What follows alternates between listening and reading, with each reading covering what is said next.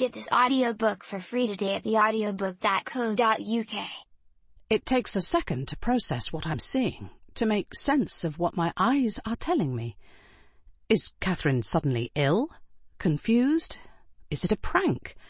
Has someone taken her jacket, walked off the train wearing it? No. It's her. Blonde hair swishing from side to side as she marches down the platform, hands thrust deep into the pockets of her jacket, head down as if she doesn't want to make eye contact with anyone.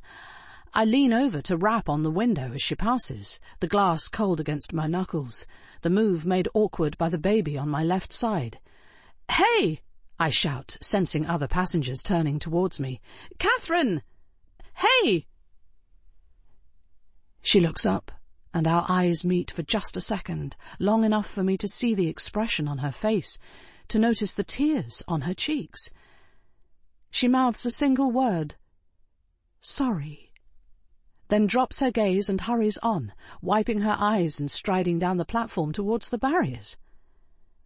A second later, and she's out of sight. An automated female voice comes over the speakers. "This train is for London Marylebone only. Please take care of the closing doors." A handful of new passengers have boarded for the final stretch of the journey, hoisting bags into racks and looking for seats. The train doors slide shut with a hiss of finality. This isn't supposed to be happening. It's a mistake, some kind of misunderstanding. I was just going to hold Mia for a few minutes, give Catherine a moment's respite, then hand the baby back. I don't really know how to look after... Someone is talking to me. "Sorry, what?"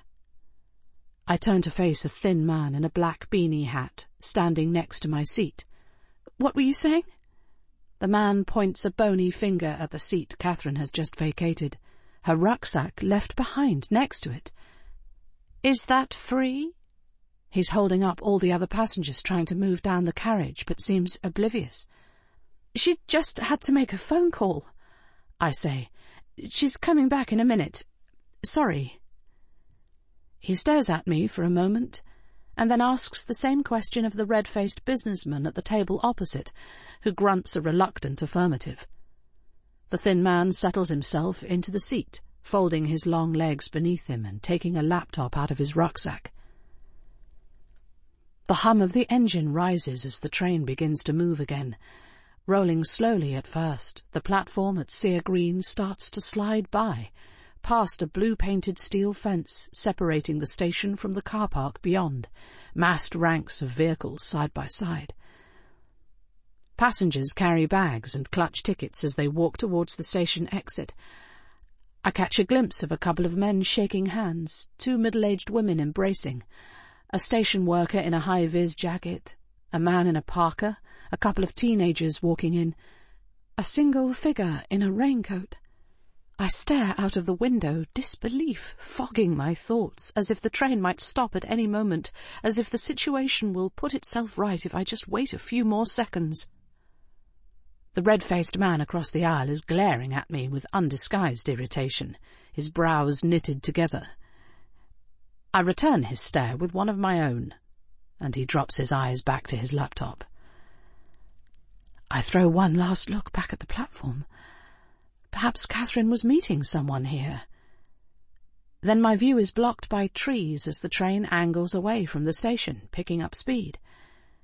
For a split second, I think about standing up and pulling the emergency cord before we've got too far out of the station. Is it a genuine emergency?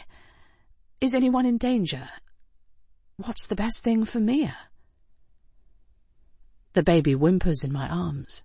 "Shh," I say in a soft voice, rocking her gently. "Did I startle you? Shh, it's okay." Mia settles again and stares up at me with big blue eyes. A long, lazy blink and a small smile that makes my heart swell. I'm a calm person. I need to stay calm for the baby's sake. Mia doesn't seem to need anything right now. She isn't crying to be fed or changed or rubbing her eyes for her sleep. She seems happy enough to be held for the time being. No one else in the carriage seems to be aware of what's just happened.